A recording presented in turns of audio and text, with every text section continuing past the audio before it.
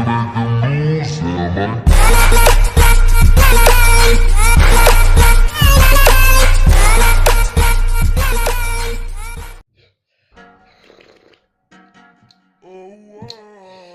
Қазақстан, сендермен болған Гартмон достар, мен сендерге өте көп рахмет айтамын. Өйткені сендер маған 220 подписчик жинап бердіңдер достар. Сенесіңдер ме? Мен бір айдың ішінде 3 видео салғам, соған 350 ма сондай просмотр жиналыпты достар. Өте қуаныштымын мен достар. Сондықтан достар, мен бүгін сіздерге өтінішім, сіздер маған 500-ге жинап берсеңіздер, үлкен легал конкурс болады. Сол легал конкурстың ішінде не сияқты подарок бірдеме болады. Короче, ақшалай подарок сондай болады.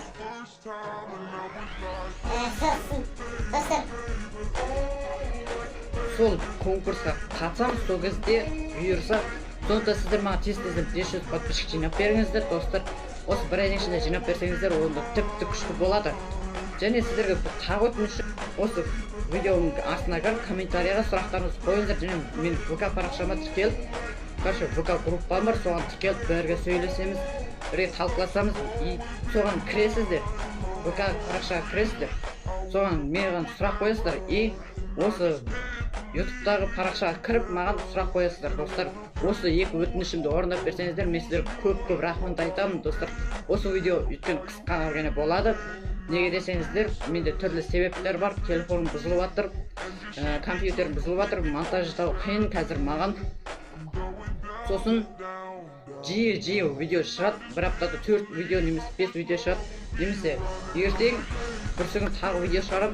Ол видеода короче қалаға саяхат, немесе базарға саяхат, немесе Супат деген ерекше күшті маркет бар ғой, короче Супат деген супермаркет, соған барып саяхат етеміз, не сияқты заттар көреміз достар. Сол сияқты видеоблог шығады, немесе мектепке барамыз, мектепке бардым деген видео шығады. Сол сияқты видеолар шықсын десеңіз, астына комментарияға жазыңыз. Сосын мен ол комментарияларды бірақ оқимын және жауап қайтарамын достар. Сосын видеоны бастаймыз. Мен бір айдың ішінде 3 видео шығардым достар, мен өте қуаныштымын.